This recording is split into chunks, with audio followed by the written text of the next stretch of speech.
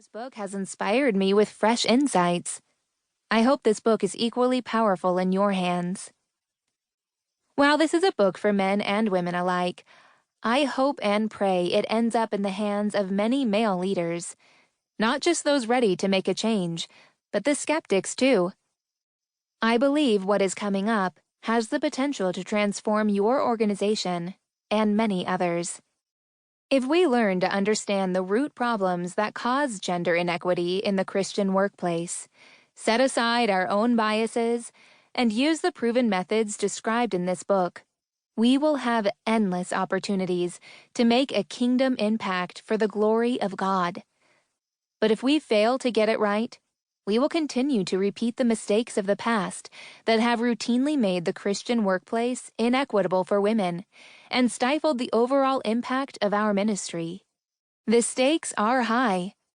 How will you respond? Forward. Emily Sarmiento. I knew by university I would serve God in leadership of global social sector work. My career started in secular development, where I thought anything was possible. Female leaders were not uncommon. I carefully studied Joe Luck, then CEO at Heifer International, my first NGO. Head Heifer was my career vision, and my laptop password, because I believed I could do what Joe Luck did. Fast forward some years, and I found myself in the U.S. Christian relief and development sector. To get in, I took professional steps backward to a coordinator role, where I was often reduced to a secretary by men 4 decades older.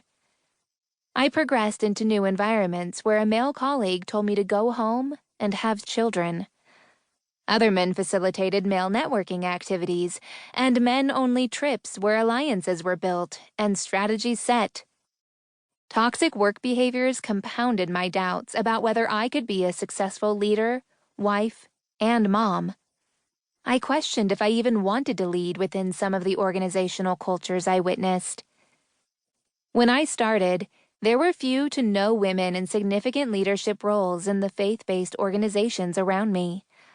I remember how I celebrated the first visible naming of a female CEO in our space.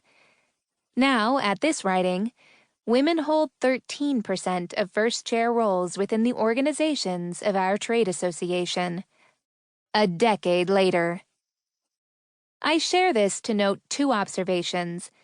These stem from my own experiences, data I've consumed, and lived experiences shared by other women within U.S. headquartered missional organizations.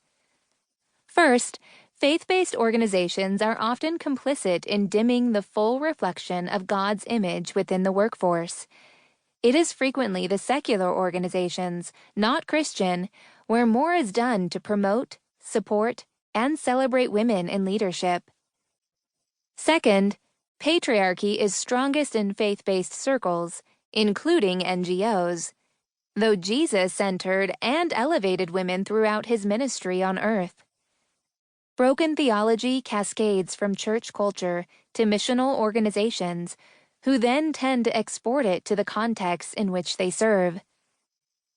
Practically, this means many Christian NGOs may preach and fundraise off anti-exploitation or equal access to education, but not invest in equitable practice or equal access to exec teams and boardrooms.